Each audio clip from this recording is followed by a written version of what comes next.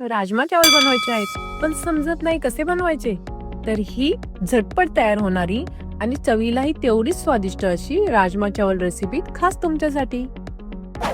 स्नेहल टेस्टेटर्स या चॅनलमध्ये आपणा सर्वांचं स्वागत आहे. तर राजमा बनवण्यासाठी मी एक पॅन गरम करून घेतला आहे. यामध्ये आता थोडेसे तेल मी ओतत आहे. तेल थोडे गरम झाले की यामध्ये मी थोडेसे जिरे ऍड केले आहेत. त्यानंतर काही खडे मसाले मी यामध्ये ऍड केले आहेत. त्यानंतर थोडीशी हिरवी मिरची मी यामध्ये ऍड केली आहे. 2 लाल मिरच्याही मी यामध्ये ऍड केल्या आहेत. साधारण 1-2 मिनिटांनंतर यामध्ये मी बारीक चिरलेला कांदा टाकत आहे. कांदा आपला व्यवस्थित भाजून घ्यायचा आहे. कांदा व्यवस्थित भाजून झाला की यामध्ये मी थोडीशी आलं लसूण पेस्ट, टोमॅटो प्युरी आणि थोडेसे टोमॅटोचे तुकडे ऍड करत आहेत. आता हे सर्व साहित्य मी व्यवस्थित भाजून घेणार आहे. ग्रेव्हीसाठी मी येथे काही घरगुती मसाल्यांचा वापर करणार आहे. 1 चमचा हळद, 1 चमचा लाल मिर्च पावडर, 1 चमचा गरम मसाला, 1 चमचा धना पावडर आणि 1 चमचा कांदा लसूण मसाला येथे मी घेतला आहे. आता थोडेसे पाणी ओतून मी हे सर्व मसाले व्यवस्थित एकत्र करून घेत आहे. मसाला व्यवस्थित एकत्र झाला की तो मी पॅन मध्ये ऍड करणार आहे.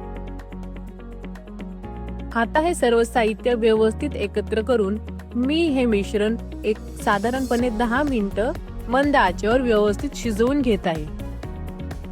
साधारण 10 मिनिटांनंतर तुम्ही पाहू शकता आपला मसाला व्यवस्थित तयार झाला आहे आणि वासही खूप छान येत आहे. आता या मसाल्यामध्ये तुम्हाला हवे तेवढे पाणी तुम्ही ऍड करू शकता. जशी तुम्हाला ग्रेव्ही पाहिजे आहे तसं तुम्ही त्यामध्ये पाणी ऍड करू शकता. मी येथे अर्धा ग्लास पाणी ऍड केले आहे. आता या ग्रेव्हीमध्ये मी राजमा ऍड करत आहे. राजमा मी रात्रभर भिजत ठेवला होता. त्यानंतर मी त्याच्या 4 ते 5 शिट्ट्या काढून घेतल्या आहेत.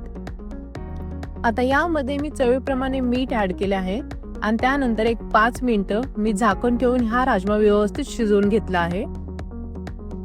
आता या ग्रेव्हीमध्ये मी थोडीशी कसुरी मेथी, थोडीशी हिंग पावडर आणि चिरून घेतलेली कोथिंबीर ऍड केली आहे.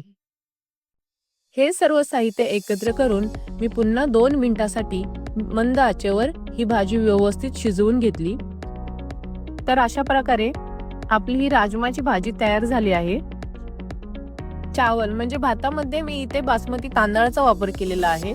तर अशा प्रकारे तयार झाली आहे आपली राजमा चावल रेसिपी. खूप छान झाली होती, खूप स्वादिष्ट लागत होती. तुम्हीही नक्की ट्राय करा आणि रेसिपी आवडली असल्यास स्नेहल टेस्टी टेल्स चॅनलला लाईक करा, शेअर करा आणि सबस्क्राईब करा. धन्यवाद.